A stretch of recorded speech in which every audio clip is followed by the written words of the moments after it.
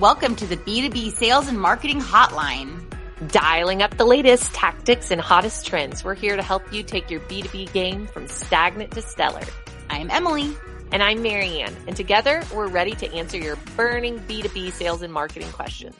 Each episode, we'll tackle a need-to-know topic in the ever-evolving world of B2B sales and marketing. We'll break it down with actionable takeaways you can implement right away.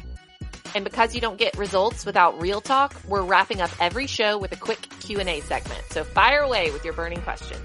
Whether you're a seasoned sales leader or a marketing veteran, the B2B Sales and Marketing Hotline is your one-stop shop to take your B2B efforts to the next level.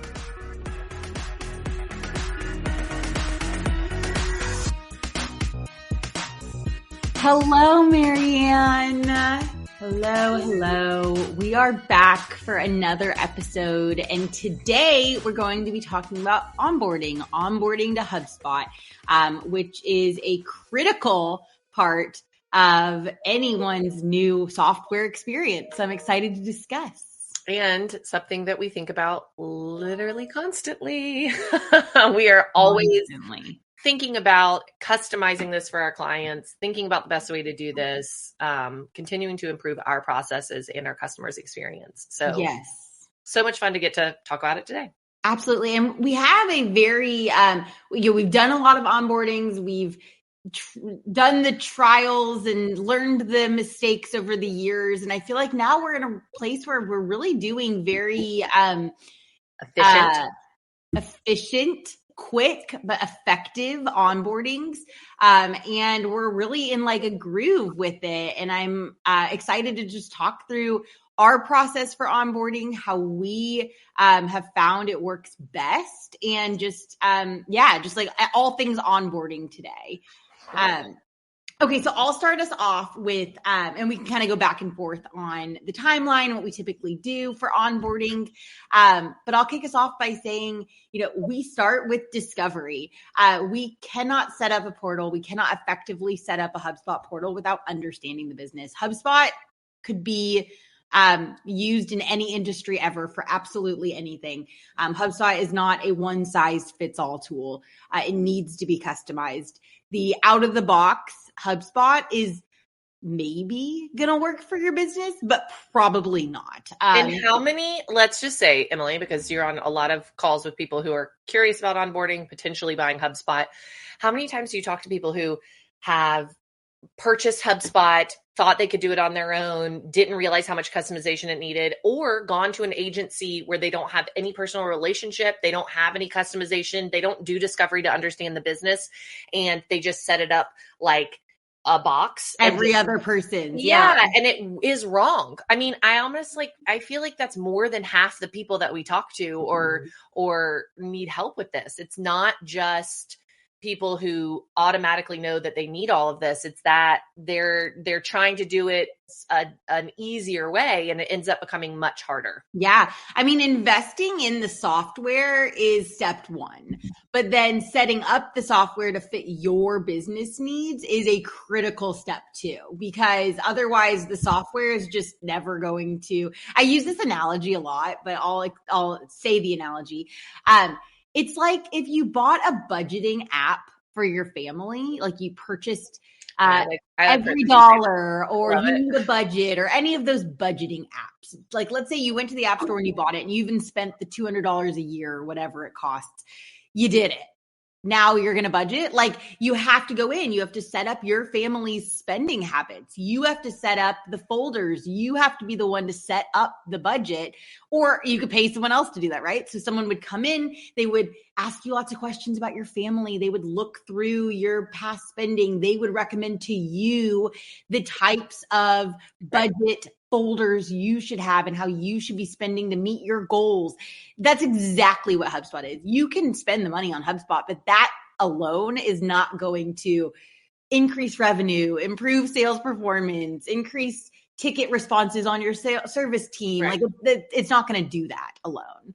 And to continue that analogy, you could buy the software and then just out of box. Okay, go to ChatGPT and say, how much should I be spending on my housing, my food, and my car, and take that budget and put it in yours. But when you work with somebody like Lead You2, and like how we like to do onboarding for clients is understanding and getting to know them and their business, and then setting it up for them in their business. Yes. How does your family operate with your budget? Where do you live? All those type of questions, and then set it up accordingly, and not just say, this blanket setup applies to all. So first step, discovery is huge. Yeah. Discovery, coming in, asking lots of questions, not just about what you're currently doing, but what your hopes and dreams are, what you expect your sellers to do that they're not doing right now. We're going to come in and ask those types of questions, which we already have prepared and ready to ask you. And then after that, we will take those answers and recommend a setup that will meet your business needs. And then we do that with a recommendation sheet. So you will get to see and understand and approve how we recommend moving forward with your life cycle, all the things. And then we start the actual portal setup, the foundation. Step one is really all of that foundational stuff, right? I mean, step one is discovery. Step two, I know what you meant, girl. The implementation part. The first thing we do is portal setup foundation. So users, who's going to be using this, what type of permissions do they have? I mean, for better or for worse, HubSpot as permissioning is the most intricate thing I've ever seen in my life. You can have anybody do any specific thing and only that one specific thing. I mean, it is very complex permissioning. So setting up your users, your permissions, all of your core settings. We call it in our process, the portal setup and foundation, because it is like the foundation of a house. Here we go. Metaphor day, Emily. But like, if HubSpot's the house, this is like putting in the plumbing, putting in the wiring. Like you can't just move the furniture in and import all of your contacts and assume that it's going to work for you. You have to lay in that foundation. So we call it the foundation. We set up all of that based on our discovery. So that would be step two. Okay, so step 3, we have that foundation laid, everything is in there, and now we help HubSpot speak your language, right? So this is where we're coming in, we're importing all of your clean client lists, your clean company lists, we're importing any deals, we're building out those sales stages and putting the deals in those sales stages. We're really getting the actual portal set up to have your company's data in it. So now we've laid that foundation, we have everything set up, and now we're putting in your information so that your team can use it. And that's kind of the match on that recommendation sheet that we deliver to you after the discovery. So that's where you'll really see a lot of that matching, the deal stages, the like sales pipeline, life cycle stages, all of that customization. Yep, totally. Yes. And then it kind of continues, I would say step 4. Step 4 is really automation, but also continuing to customize those properties and the dashboards. And then the fun part, right? Workflows to create automation for your business so you don't have to manually do everything. I think that's kind of one of the biggest selling points of HubSpot. When people get the demo, they're like, wow, I can't believe all of that can happen automatically based on different triggers. And so we can go in and set that part up for you. The lead routing, the follow-up sequences, the marketing nurturing campaigns, lots of automation can be turned on. Yes. And I mean, I love that you said like lead routing and things like that, because automation stems far past just outbound automation, but you can do internal team member automation. So, say something goes to closed won and now it needs to go to like a success manager, or say a deal hasn't been followed up on in a while. Do we need to alert them that it's been 30 days or whatever? We can create those automations and actually put in, we can put in automated workflows to solve things that you fear your team may not follow up on. Right. We can like put in the pieces to make sure everything is followed up on and fast. Right. Yep. And then the one of the last, so this is the second to last thing, is training, which is so critical and so key. And I do think that our team does this exceptionally well. I do too. We are all HubSpot certified trainers. We've all been in HubSpot for so long and really have grown with the tool. And we use HubSpot ourselves too. I mean, as an agency, we use HubSpot. So we love to teach. We are passionate about teaching and finding solutions for every business's need, and training team members, holding hands, making sure that we are leaving the onboarding phase in a place where every seller knows how to wake up in the morning and log into HubSpot and go to the critical places and see the key prospects they need to follow up on first. And, we want to make sure that everyone, marketing, sales, service, whoever you are, you feel comfortable using the tool. Not now, we'll talk about the ongoing support. Maryanne will get to that next, but we can help ongoing wise for sure. This training is really just making sure that the foundational piece. And then HubSpot, you could learn. I'm still learning HubSpot every single day. Oh, so it's critical to have ongoing training and support as well. But that initial training session is something that we pride ourselves in. We're really good at it, and it helps. Teams just, now we've spent all this time and all this money getting the tool set up. Now we got to make sure it's used. You know how to work it. Yeah. Okay. And also, let's just be honest with our friends here. Why we know this. Yes, we've done it a long time, but we have seen it done well and seen it gone awry. Yes. And we have seen where our trainings didn't land with sellers, and we have really improved our processes and understood we know how to connect with sellers to get them, right? Yeah. And then connecting with managers separately. It really has become a fine-tuned process for us, but it's tricky. And a lot of times clients come in with what they imagine to be the best way to do it. And we have to have the hard conversation to tell them what we know to be the best way to do it. It's not necessarily something that you just pick up in one day. So it has to be a very systematic, planned training agenda and schedule. And we have gotten that down. And that is a huge part of this. Yes. And it's set it all up and make sure that people understand how to use it and are dipped in the right way, because not everyone's as techie as we are. Not everyone's as curious about learning a new tool as our team is. And other HubSpotters are, right? So working with different levels of engagement and teaching the tool to different levels is something that we have really mastered. And that's also something that, I work in the sales process a lot too, in addition to the client services side of things, but I like to make sure that when I'm in the sales process talking with whoever it is that's going to be going through onboarding, that I'm understanding, how many sellers are we talking about? How many different groups of people? And that way, when we go into onboarding, it's not cookie cutter. I might recommend we come in and market for your team, or we should do more training or less training. If you have an internal resource, you might be doing training. But I think the training is if not the setup is probably the first most important thing, but training is definitely the second. Mm-hmm. Yeah. And then after we train, it's launch and support, right? So once everything's live, we like to stay in close contact to make sure to answer questions, to troubleshoot issues, make small adjustments to really perfect the way that you're using it so you can actually get value immediately. Yeah. That always goes different ways, right? I think that we do training well, and so people feel very confident, and then things happen, right? We're all things pop up. And so making sure that you have that launch support ongoing is also really important. And so wherever you go with your, and HubSpot's good at it too. You could always go to HubSpot and ask questions. They're not as great at answering things that are about customization, but they have a great support team too. So, both HubSpot and your agency should work hard to make sure that you are continuing to use the tool to the best of your abilities and know how to learn how to manage it for yourself too, and make those tweaks and understand it. Yep. Yeah, I would say with the training and the adoption overall, I call it change management. I feel like it's a key piece of what we do.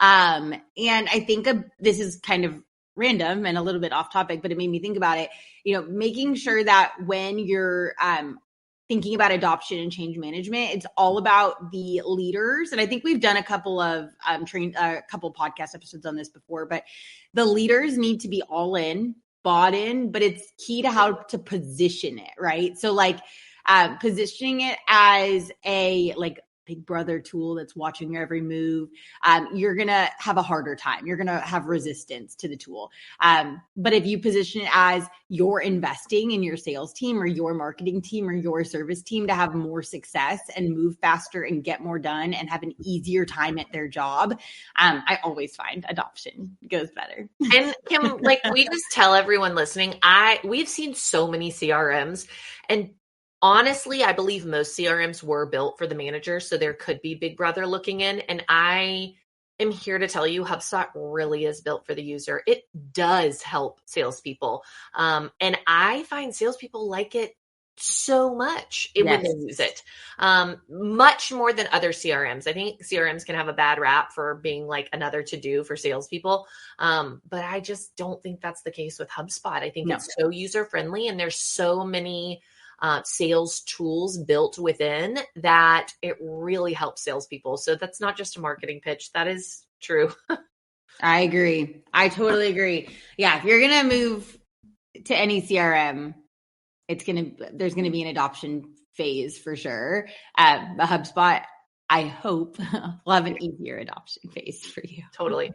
Okay. Awesome. I love it. This is so important to us. We love talking about HubSpot onboarding. And if any of you are curious to learn more, definitely give us a call. We want to talk about it more, and we work hard to serve our clients and get people up and using HubSpot every single day. So I will say, even if you already have HubSpot and you just feel like the first steps were missed, we're still here to help. We work all the time, I'm actually right now doing like an onboarding 2.0 with a client who didn't feel like their initial onboarding was sufficient enough. So even if you're already in the tool, even if your sellers are your marketing team and everyone's already expected to be in the tool, we can still do onboarding for you. We can still, revise and do some change management. And also like adding different hubs. I mean, a lot of people use 2 of the hubs and add a third and need onboarding for that. So all of those make sense. Okay. Should we move into Q&A? Let's do it. Yep.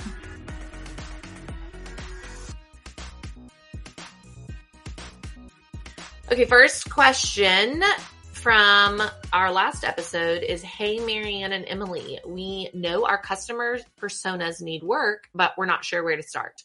What's the first step to building effective personas for our B2B efforts? Do you want me to start? Yeah, okay. I always say with like personas, and I think our agency does a really good job in general of all feeling this way, but you have to look at the data. I think looking at your best customers, the ones you want more of, and understanding who they are, what they like, looking at them, why they came into the market to purchase your services or your product, really understanding them. And then building personas off of those people. Because if you're talking about your target personas, you should be looking at the people that you want more of, your very best customers. Right. So I agree. Yes. Yeah.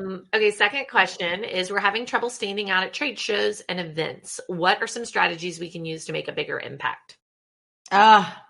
We talk about this all the time. We do this all the time. I'm currently in the process of working with our marketing team on 2 different trade shows. Coming up. I feel so passionate about this. I actually just posted about it on LinkedIn, but I think I see all the time people like put this in a line item in their budget for an event to go to, and then waste money because they don't actually do anything to generate revenue. They just go and they do nothing while they're there except for like mingle, and then they leave, and there's no pre-event marketing. There's not any during event marketing, like having a QR code where people can go and fill out a form, and expensive networking is what it ends up being if you don't have a marketing plan around it. The before and the after are more important than the actual being there. It's like, how are you communicating with this list of people?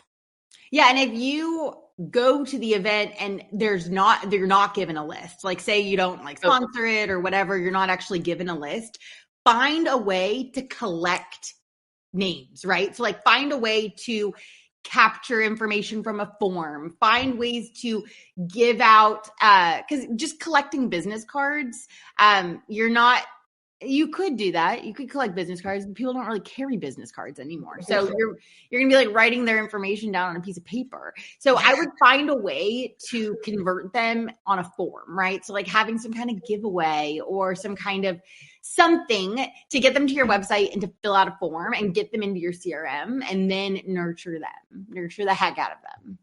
Nurture the heck out of them. Nurture the heck out of them. That's what I so would good. say. Perfect answer. I agree. And if you're going to an event and you need marketing, reach out. Give us a quick call. This is what we do now, actually? Do we do this? We call. Okay, thank you all so much for listening. Please connect with us. You can find our contact info in the show notes. And be sure to send us questions. We love the Q&A at the end of all of these episodes. So record a voicemail, send a text, send an email. We collect questions in all the ways. Yes. We look forward to seeing you on the next episode. Thanks, everyone. Bye. Thanks so much for tuning in to the B2B Sales and Marketing Hotline. Don't forget to follow us wherever you listen to podcasts so that you never miss an episode. And if you've got a question for us, head to the show notes and let us know what's on your mind. And visit our website, leadg2.com, where you can find even more helpful B2B sales and marketing resources.